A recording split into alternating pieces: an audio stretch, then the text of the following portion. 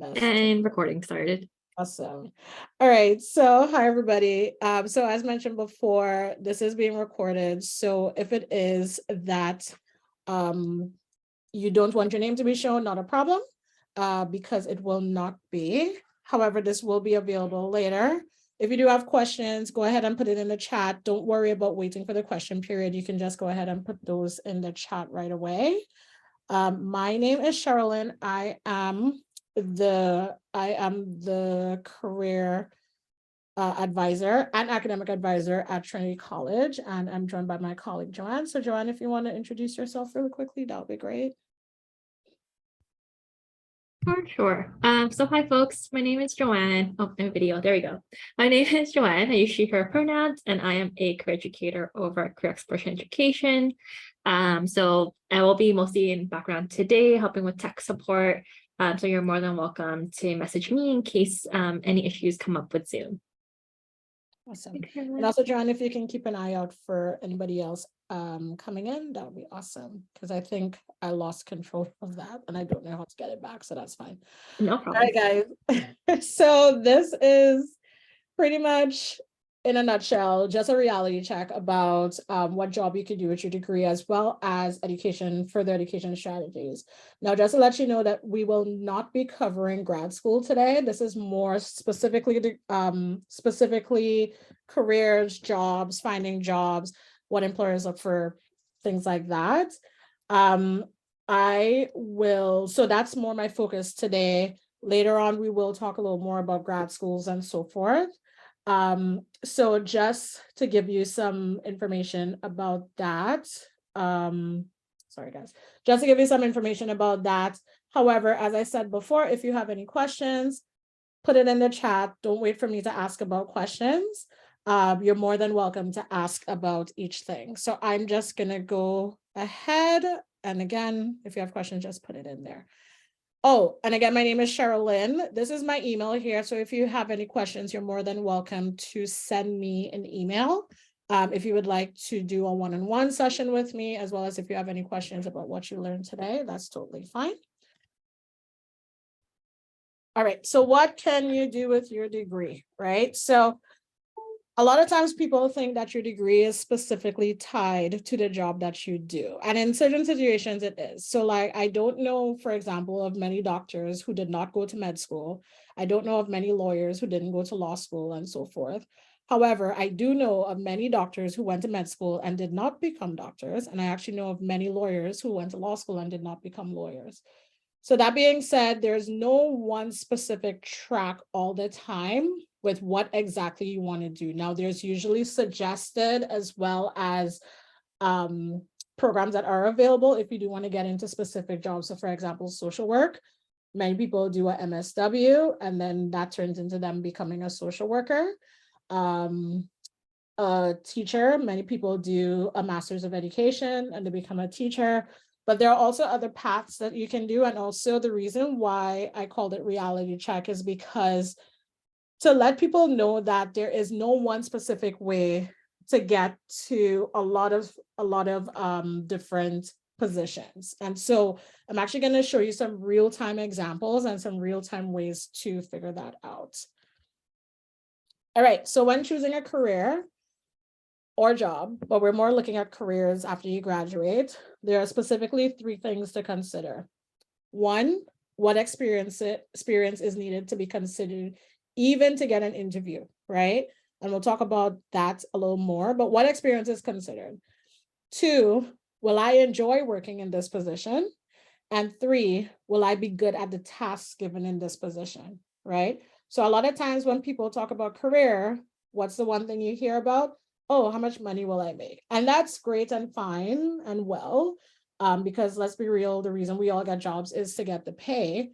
But you have to remember too that a career or a job or employment has to be something that you enjoy, or else it will literally be torture, right? So if it is that you are saying that you want to be a doctor, but you're someone who is not interested in working with blood, you can't deal with people of different backgrounds, you can't deal with bodily fluids and things like that, but you're more interested in the fact that you have the prestige and the pay when it comes to being a doctor, you may want to double think it, right? Now, I mean, that's a really cliche example, but it's one of those things where when you are looking for employment, you have to think of, will you enjoy it? Will you be good at it? And do you have the experience? And the reason I say to be considered for an interview is because in order to be considered for an interview, people usually look for experience ahead of time. And that's something that I will go over a little more. All right, so LinkedIn. So anyone who's worked with me knows that LinkedIn is an example I give a lot of times when it comes to doing any sort of research, when it goes into getting into your career. So there is the part of LinkedIn when we talk about putting up a profile in order to be recruited. So yes, LinkedIn does have recruiters on there from different companies who go on there looking for people to work for them, yes. But then there's the research side of LinkedIn, and it's something where I'm actually going to show you actual profiles to be able to figure out actual profiles to be able to figure out or give a little more insight into jobs or degrees for certain jobs. So what I say is with LinkedIn, when it comes to the research, one, research people with the same degree as you to see what careers they have or are completing. Two, research jobs that require you to have your degree, So for example, cliche example, if you have a med school degree, or if you have a degree or if you have training from med school, possibly you would see people, mostly doctors with that degree, but also social work may ask specifically for a social work degree depending on the company. And also research jobs that ask for a generalized degree, so like Bachelor of. So fun fact, usually when you graduate from university, your actual degree, the actual degree that you get, hardly ever would say something like major in political science and minor in whatever, right? A lot of times your degree will just say Bachelor of Arts, Bachelor of Science. And that's about it. And then if you're part of another program, it would say other bachelors, but usually that's all it says. And that's something that we will go through as well. So when people ask me things like, what can I do with a specific degree in ethics, society, and law? That's great. But when you get that actual degree, it's actually going to say Bachelor of Arts, right? But anyways, let's look at the specific program examples. So ethics, society, and law. So ethics, society, and law is one of those degrees or one of those programs that people usually do to go into law school, usually, right?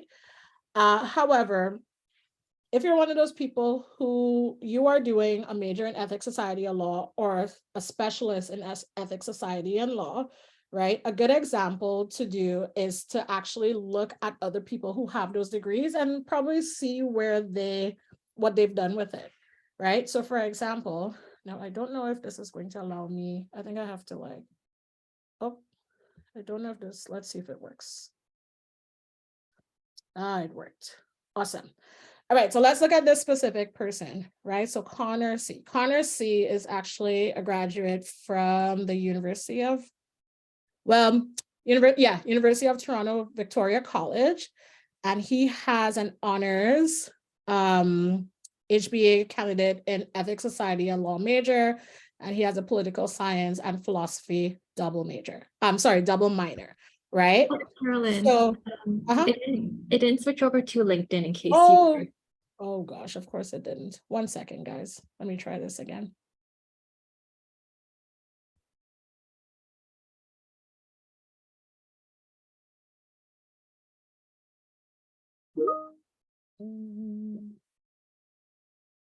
Okay, so you have this, and then we have this. Do you guys see that? Yep, you're good. Awesome. Thank you, Joanne. That's why you're here. Or else I would have kept talking and not realized. Okay, so let's try this again. So we have Connor C, right? So these are just some people who have the ethics, society, and law degree. And so Connor has done ethics, society, and law. He was part of Victoria College.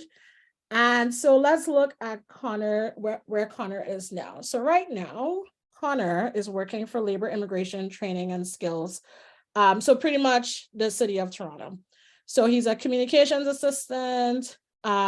He used to be an issues management and legislative affairs intern.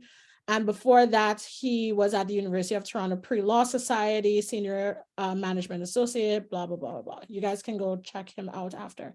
So how I came up with this is all I did is I typed in ethics, society, and law into the search bar. And I think I put it in quotations and I just saw who came up with that, right? So realize that he did not do it, or according to this, he did not do a law degree, right? But he was able to get a position with the government. So let's look at someone else.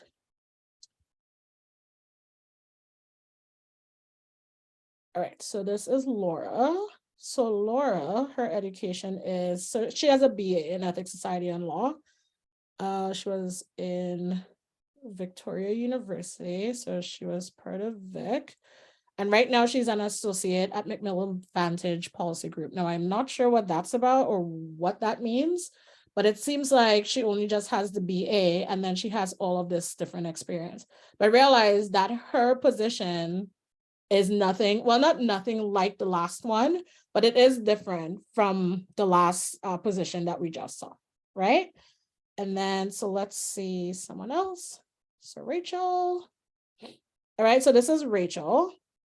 And Rachel is a junior program officer with the government of Canada, it looks like. And so what is her? So she has honors Bachelor of Arts, International Relations, Ethics, Society, and Law, right? And then she also has a study abroad from University of Mannheim, not sure how you pronounce that. But the point is, again, a different place, right?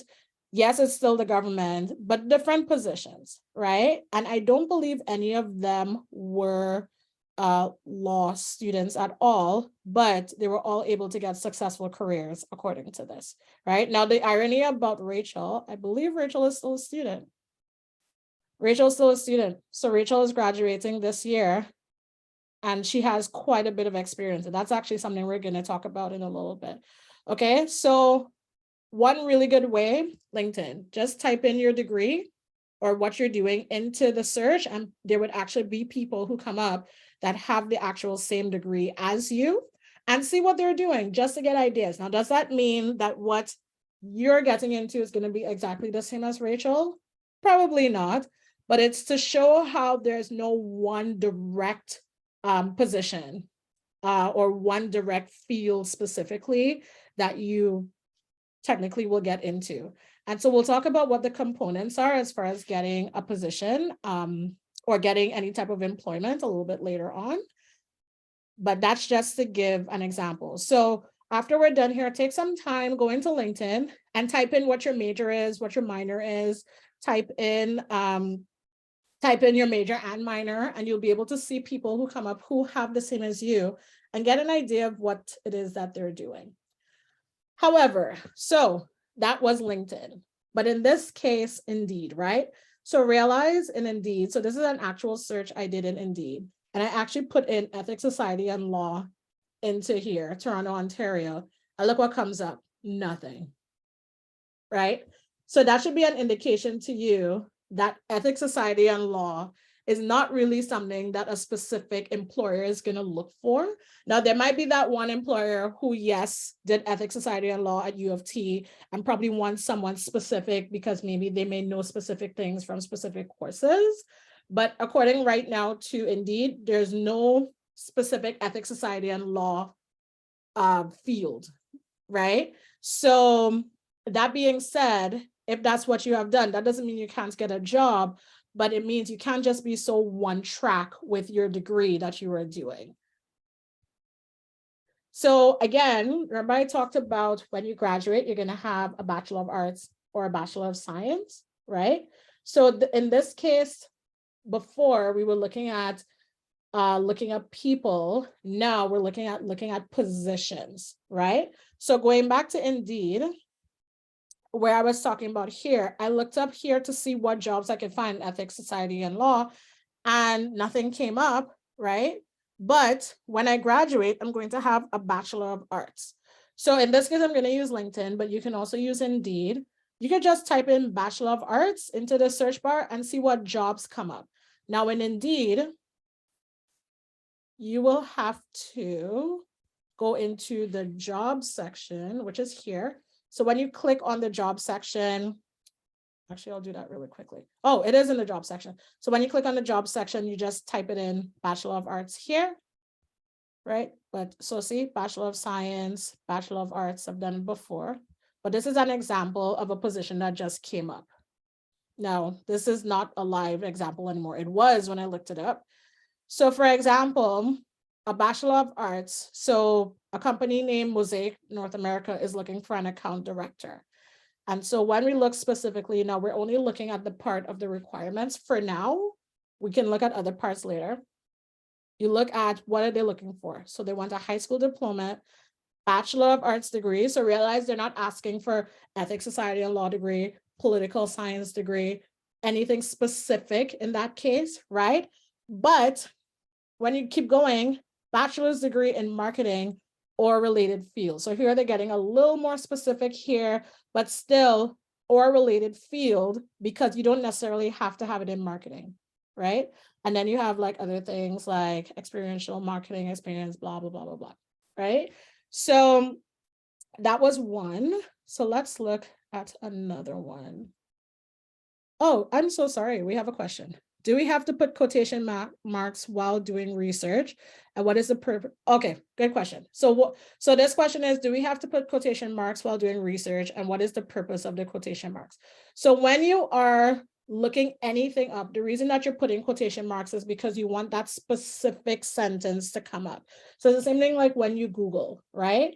If you are Googling ethics, society, and law, and all you do is put the words ethics, society, and law into a Google search or LinkedIn, everything with the word ethics, everything with the word society, everything with the word law are going to come up. But if you put them in quotations, that specific sentence is going to come up. So that's why. Good question. All right, so let's look at another one, another job. So this one's Bachelor of Arts again. All right, so this is an example of, you're welcome. This is an example of a Bachelor of Arts position again, Senior Consultant, E-Discovery Technology, okay? So then again, what do you need? Qualifications. Bachelor of Science or Bachelor of Arts college degree required, right? So realize they're not saying we want specifically a degree in biochemistry, we want a degree specifically in political science. They're saying Bachelor of Arts, Bachelor of Science, okay? 3 years relevant experience, blah, blah, blah, blah, blah, right? So I think this is a little bit of a reality check that when you are deciding on the programs that you want to do, it's great that you want to do these specific programs, but when you are actually job searching, many times employers are more interested in Bachelor of Arts, Bachelor of Science, as opposed to those specifics.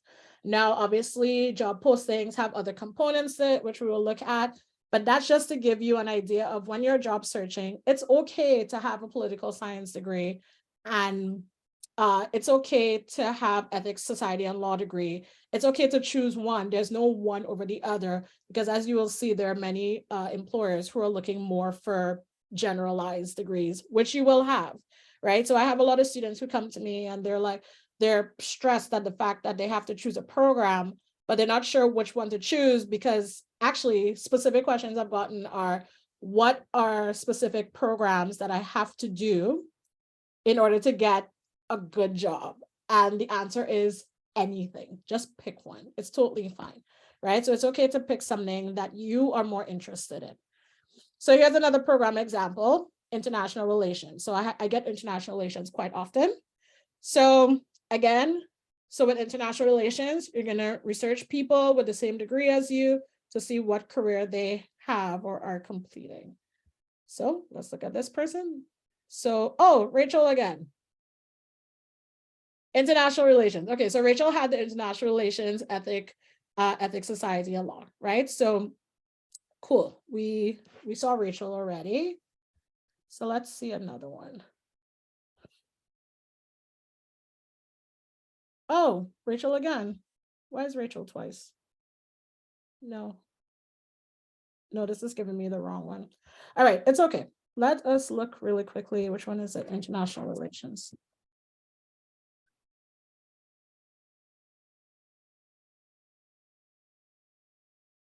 So international relations, people. So let's see. All right, so this is just an example of people who have done international relations and the kind of work that they're doing, right? As well as you'll see some students show up. So you'll see this person in Halifax, international relations and human geography at the University of Toronto, but let's see what they're doing now. And they're a debate coach at a school, okay? So that's an example. So just as I showed you, just go on LinkedIn, totally fine. Next one. All right. And then international relations, research jobs that require you to have your degree. So again, international relations degree. So this position, academic coordinator at CALDO universities, is looking for someone with a bachelor's degree in education, business administration, communication, international relations, or political science. So this employer is open to many degrees, not necessarily just international relations. And then let's see another job. All right, so senior product analyst. So they are looking for bachelor's degree in a discipline relevant to client services, for example, business, marketing, math, economics, political science, international relations, etc. All right. Another question. What are your thoughts on cold emailing HR managers directly or going to the workplace to drop off your resume? I find that online applications are very impersonal, which makes it difficult to make an impression. You clearly know what I'm going to teach on because that is actually one of the topics I'm going to get to. So I promise you we're going to get to that because I actually do have cold calling emailing on here. Promise you. So you'll see in a second, but very good question. All right. So again, so biochemistry, same thing. We're not going to go just for the sake of time. So Jonathan Gobin has Master's of Science in Biochemistry, and he's a research technician at the University of Ottawa. Let's see, who else is there?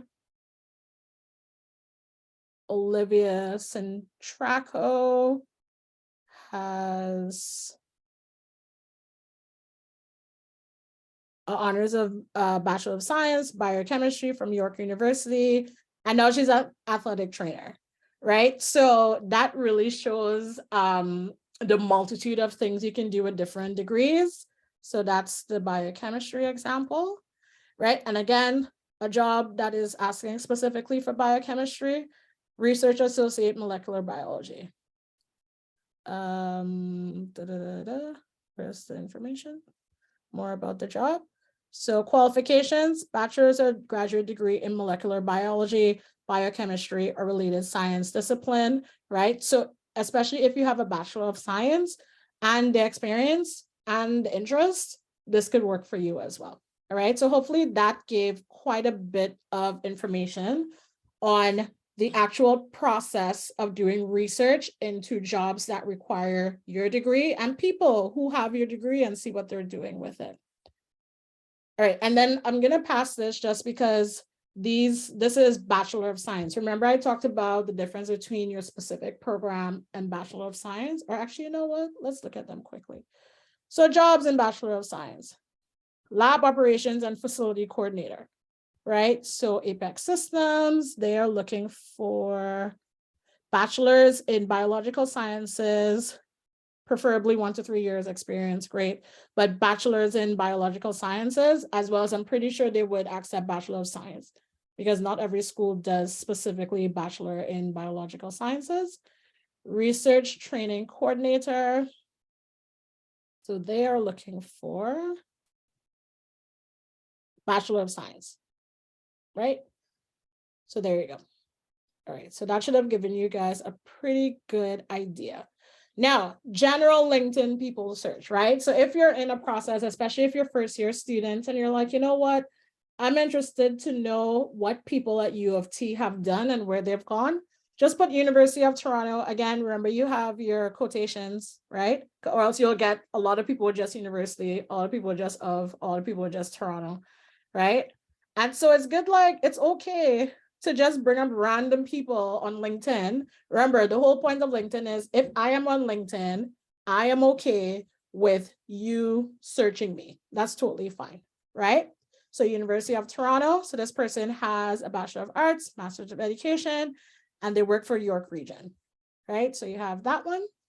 You have another person. So May has a Bachelor of Applied Science, Industrial Engineering, and they work at TD Bank as a data analyst, right? And then you have Kirthana. Kirthana has a Master of Social Work, Bachelor of Science. Now, is she a social worker? It just says City of Toronto contract health policy specialist, right? So, I mean, I don't have a lot of information about what that means, but it doesn't say that she's a social worker specifically, right? Even though she has a master's in social work or MSW. And then you have Janice Alvarez. So Janice has a BA in Ethics, Society, and Law from the University of Toronto, and then she has a Master of Arts, Political Science from Queen's, and she's a manager at the City of Toronto. Okay. All right. So play around with that. Okay. Now the reality check of it. So there is no one job, which you guys saw, for one degree. So finding a career / job / employment has many components to put in place. So these are the components that employers look for. Experience. So employers a lot of times look for some sort of paid experience, whether it be part-time, full-time, summer. Well, I doubt you'll be working full-time while you're in school, right? But employers are always looking for some sort of experience. So there's paid experience, there's volunteer experience, and under volunteer experience, it's the actual working without getting paid, leadership positions, committees, event positions, like are you putting together events with teams, things like that. Experience proves your reliability, dependability, and ability to work. And experience in the field gives you a further step forward, but transferable skills also exist. And pretty much what that means is you may have worked at Tim Hortons for 4 years while you were in university because it works for you, their time works for you, they're able to be more flexible than maybe other jobs. You were able to work there while in school, but that doesn't mean that when you graduate, you won't be able to get a position in your career that is not customer service or having anything to do with Tim Hortons. So for example, myself, when I was in university, I worked at hotels. So I worked at the Holiday Inn, I worked at the Marriott, I worked at another hotel, I don't remember the name, a hotel in Manitoba. But then when I graduated from university, I was actually able to get a position very quickly as an employment counselor. And one thing that my manager had said is the reason why she considered me for the job, one, I had the degree. But besides that, did I have the actual experience in employment counseling? No, but what I did is I had experience as a front desk clerk for more than 4 years at hotels. So what that showed is I'm someone who could work with people with different experience or different backgrounds. I'm able to deal with customer service really well. I'm good at admin skills. I'm good at speaking to people. I'm good at listening, right? And so all of those skills were transferred into me being an employment counselor, which she was able to train me in, right? So you can always be trained in the specific positions, but there is something called transferable skills that employers do value. So a lot of times when students tell me, oh, well, working in customer service is not going to get me into my field, it does, because there are those transferable skills, as well as because you have longevity in a job, any job, it actually proves that you're the kind of person who can wake up for work, be on time, understand work culture, understand what it's like to work with other people, even though it's a position like a hotel or Tim Hortons or so forth. And then the next thing about experiences, if it is you're saying, well, I have no experience, I've never had a job, I've never volunteered, I've never babysat, I have nothing to put on my resume, then go get some. It's easy as that. go get some, right? Go volunteer, figure out the time to put aside to get the experience. One thing that I really want to point out is when we were looking at the people who are in their jobs. So for example, this person, Rachel, right? So Rachel is a perfect example because she technically is still a student here until June of this year. But look at all of her experience, right? So she worked at Freshco, and then she did an internship, right? And then from there, she was able to get an enforcement assistant position. So you want to tell me that the government of Canada, right, would have been like, no, you don't have experience in this field, so we're not going to hire you. Well, no, look, she has an internship and she worked at Freshco, which a lot of them, and this internship, lobbying intern, is a nonprofit considering ongoing North Korean human rights and refugee crisis, right? So those technically don't really have anything to do with this, but I bet you the transferable skill she had at Freshco, as well as this internship, was able to help her get the position as the Canada Board Service Agency, right? CBSA. As well as one more person. I think every single person we clicked on had substantial experience. So Connor, experience. So Connor did all of these, right? So Connor did this and this, and then he did work on campus, and then the pre-law society, and look, now he works for the government. So I'm not seeing anyone here who it's just, I have a 4.0, I have a 3.75. Well, yeah, they probably do. Look, she's talking about her 3.71 out of 4.0, but also look at all of the plus 6 more. Wow, Laura, right? So participant, research analyst, all of this, right? And so she did all of this. So let's see, her first one was 2019. When was she in school? 2018. So that means that she got the experience while she was in school, right? So I do hear a lot of, I don't have the time and so forth. You have to make the time to get some sort of experience. If that means that the only time that you're able to get this experience is in the summertime, then so be it, right? Employers a lot of time are happy to see a degree, but they're even happier to see a degree as well as experience, because it proves to them that not only are you able to do were you able to do the hard degree side of it, but you're able to be a good worker as well. All right, so there's that. Networking. So this is in conjunction with what someone had asked concerning the networking side, right? So there are different parts to networking here. And yes, you are right. Sometimes, many times, if not every time, your application gets lost amongst others as compared to when you're able to speak with someone, right? So different ways to network. So using LinkedIn. So the thing I like about LinkedIn is, yes, you can reach out to people, but you also have the option to what I consider quietly network. So quietly network as in on LinkedIn. So say I am someone who I'm a little bit like, I don't know if I really want to be reaching out to random people yet, right? So what I'm going to do is I'm just going to add people and add companies from that in the field that I want to get into, right? So as a student, if it is, now I don't even think LinkedIn was around when I was a student, but if I were a student today and I decided that I wanted to be an employment counselor, what I'm going to do is I'm going to go on LinkedIn and look for as many people who have those positions in Toronto, because yeah, maybe I want to stay here and work here. And I'm going to add all of them, right? LinkedIn is one of those places where if people don't want to be added, they would not be on there, right? So it's okay, add all of them.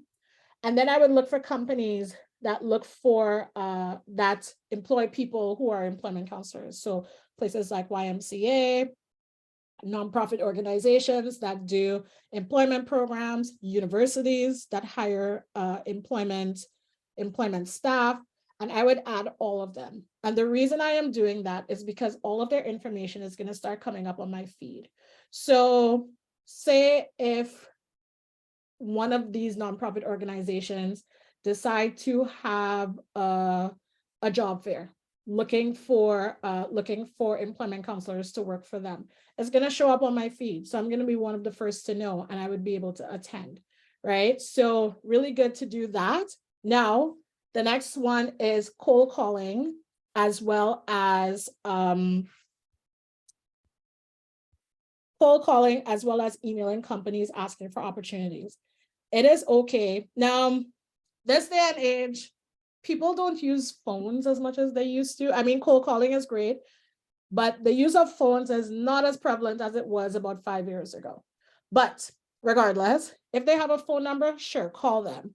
However, I am more of a person who I prefer to email a company, one, because it's faster, and two, because I can get more emails out quicker than I can call a place, right? So with the emailing portion, what I would do is I would put together one standard email, right? Introducing myself, talking about my experience, talking about the degree that I have, as well as attaching my resume. And I will go on every single company that is in the field that I want to get into, and I will send it to their email. Now, every single company has a website, and every single website usually has a contact us part or a general email inbox. And so my resume and email, right, will go to all of those companies. Now, the thing about it too is there's a difference between writing an email that says, "Hi, I was wondering if you have any jobs available," as opposed to, "Hello, my name is Cherryl-Lyn. I am currently a fourth-year student at the University of Toronto, and I am looking into a position in my field. I have proven myself to be a dedicated individual in all of my jobs. I'm currently pursuing a degree in political science and ethics, society, and law. And I have all of the skills that are required to do a position as an employment counselor. I'm hoping it is something that we can speak about. I have also attached my resume for your review. I'm hoping that someone from your company is able to reach out to me. Thank you very much. I look forward to your response. Sincerely, Cherryl-Lyn." Something like that goes a long way, as opposed to the, "Hi, I was wondering if you're hiring." Both have different weights to it, okay? And also giving yourself that first impression, that first impressionable, that first, what's the word I'm looking for? Professional impression is a lot better than giving a bad impression, because it's very easy to delete emails. That's the first one. Second thing that I was talking about, so the cold calling can work, but you have to remember, be in a place where it is quiet. That's the first thing.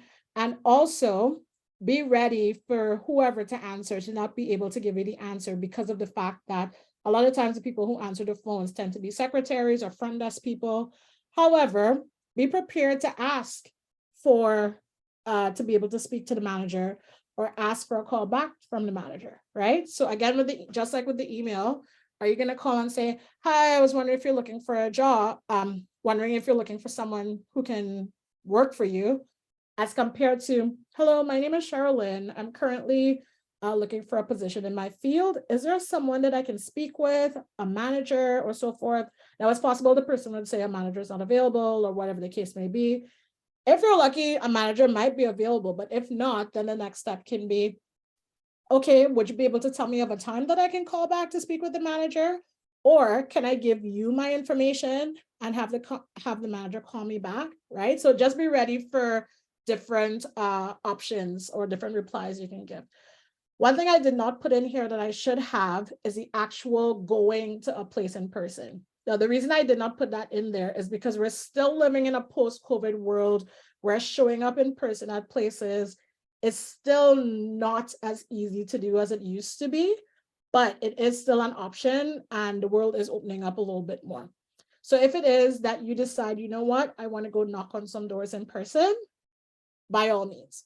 So in that case, what you do is you make sure that you're dressed appropriately, right? You're not going to go in there in shorts and a tank top.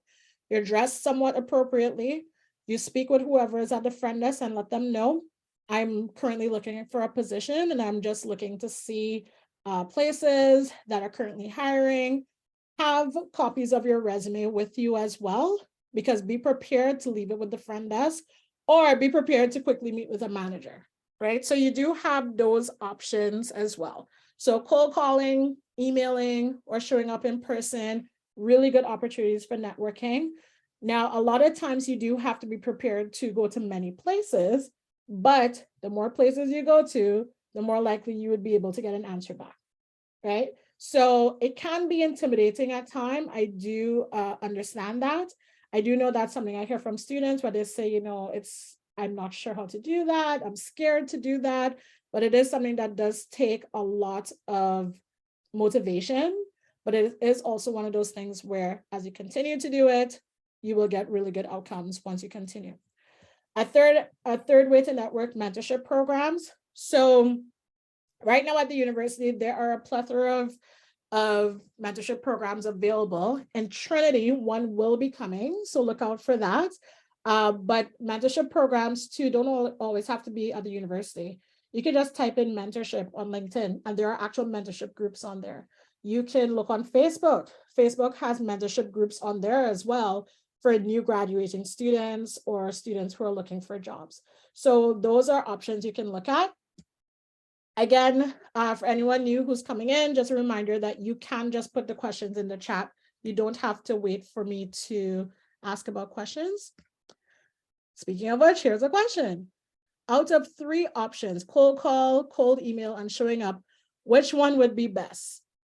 Unfortunately, to tell you, there is no one answer to that. There's no best answer. It depends on the company. It depends on the situation. It depends on you. It depends on the time. There's no specific answer to that. Each one works. Each one is an option. It's more about what you are comfortable with doing, and it's about where you're going and how much work you want to put into it. From my experience, emailing is easier because you could quickly send out hundreds of emails in a matter of days just because it's copy, paste, copy, paste, copy, paste. Cold calling and showing up in person obviously will take more effort because you would have to do the making sure that you're dressed accordingly if you're going in person. If you're on the phone, you have to take the time to sit and dial numbers and so forth, take the time to speak to people. So it's more of a thing of the effort as opposed to which one's better, because there really isn't an answer for that. But I personally like the emailing one just because I got more out, honestly. Okay. And then the last point I have is let everyone know you are job searching, every single person, right? So when you are speaking to your friends, when you're speaking to your parents, when you're speaking to parents, friends, when you are, I don't know, you know how sometimes you bring up conversations with people on the bus or the train sometimes, let them know, hey, I'm job searching, right? Make sure that everyone in your circle, friends, family, co-workers, professors, anyone, TAs, let them know that you're job searching, because then when the opportunity comes around that they hear of somebody who's hiring, a lot of times they'll remember you because you've put that out there, right? So just let everyone know. And then also on LinkedIn, you do have the option to change your, I'm not sure if it's called a title, but like by your picture, you could put open to work on there. If you like, you could also do that so that people on LinkedIn can know as well. All right. Now, the thing about it too is the actual process of applying to jobs, a lot of times it's a numbers game. So the more applications you put out, the more likely you're able to get an interview. Many times that's just how it is. I have a lot of students who would tell me all the time, oh, is it my resume? Is it my cover letter? Should I change things around? And yes, sometimes it is that there needs to be editing done in the resume. Yes, sometimes it is that there needs to be editing in the cover letters, but most times it's because not enough applications have been put out. Because you have to remember, it's also a competition, right? So the process of applying to one job and waiting is actually not the best decision. Usually I say apply for 10 applications a day, right? So the actual process of finding employment is actually a job in itself. So especially when it comes to career positions that tend to be more competitive, many times you have to actually put in the work to put in the applications as if it's an actual job. So times that I have applied in the past, and I've had a full-time job and maybe looking for another job, or even when I was in school, I would put aside 2 hours a day where I would sit in front of the computer, and that's it. And just sit there and go through application after application applying, right? And so in doing that, what's happening is I'm playing the numbers game where my application or my resume are going out to more places, which means that more employers are able to see my applications, which means the odds of me getting an interview are higher, right? So then what happens is you're kind of like making your odds better, right? So anyways, as I said, finding employment is a job in itself. It sounds like work because it is, because I know that's the first thing I hear. Oh, but it's so much work. Yes, that's the point, right? The more applications, like in your chances of being interviewed more, aim for 10 applications a day. I never forget the very first job that I got, the very first position I got after my degree. I remember I had a folder that I put all the applications in there, and I remember counting something like 375 or something like that. It was insane how many applications I had sent out, right? But in the end, it actually worked out really well. One thing that I always hear from people is that they write a brand new cover letter per application. There's no need to do that. That is such a waste of time. If you can pick one cover letter and switch out the date, the name of the position, and the skills that are specific to that position, then that's all you need. There's no reason you should be typing up a brand new cover letter each time. No reason, right? So try and get into the habit of one cover letter and then just switching pieces out, and then you send that out. And that's how you're able to get that 10 applications a day. All right, so degrees/courses. So the components we talked about: experience, networking, the numbers, so the number of applications that you send out. And then this is the part that everyone thinks is the number one thing, but it's not specifically the number one. It is a component, but it's not. And that's why I put it last, right? So just like we saw before, you have degrees that you've done or courses you've done. So it's okay in your cover letter, you can mention courses you've done that maybe pertains to the position. So if you are applying to a position in accounting and you did a degree or a course, not a degree, a course or a specific class that had to do with the specifics of accounting, so using QuickBooks, maybe, you can actually talk about that in your cover letter that you did that course. There are the few jobs or employment out there that do look specifically for people who have specific courses or have specific programs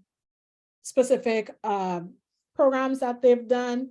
That's the time that it's okay to write in there. However, do not talk about your degree or courses in applications, and or do not only talk about degrees or courses in your applications or your interviews. So, you know, it's great that you did ethics, society, and law. Awesome. Great that you have a 3.9 GPA. That's amazing. However, when you go into an interview, especially, and they ask you, tell us about yourself, tell us about your experience, and all you talk about is the fact that you have this 3.9 GPA that is amazing. You're not talking about your skills. You're not talking about the experience you have. You're not talking about what you can bring to the job. It's possible you're not going to get that job. Same thing with the application, same thing with the cover letters, right? Look at it as a puzzle. You have the degree, the experience, the skills, right? So those are the three components especially that you need. So if you're only focused on the fact that you have a great degree with a great GPA, employers don't care about that. Now, do they care that you have a degree? Yes, but they don't care just about that. They need the whole component, right? So reality check, when it comes to your degree, it's great, but it's not the only thing they look for, all right? So this one, the actual reality of having a job or career, it kind of goes back to what I was talking about before, where especially experience is something that they look at, right? So think of it as this. Imagine if it is that you are a student who you have done amazing in school. So you've gotten your 4.0, and in getting your 4.0, what happens then is you have absolutely no experience. You have absolutely nothing to show that you've ever had a job before, right? Then what happens is, me as an employer, I'm going to be like, but how do I know you can wake up every day?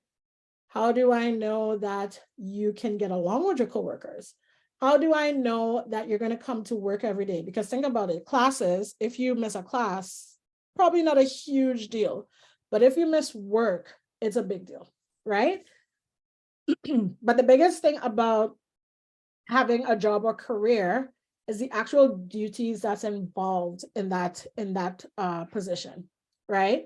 So back to what I was saying, right? Remember, work is work, right? So work involves punctuality, ability to work with people of other backgrounds, dependability, listening and learning, work culture, right? So if it is that you are planning to get into a career right away, how can you prove that you have these besides the degree that you have, right? Because let's be real, especially during COVID, right? You didn't really have to be punctual for all of your courses. Coming in late to a class may not be a big deal. It's something that maybe is not really, like, your professor probably wouldn't care, right? But when it comes to having a career or a job or working, these are things that they find important.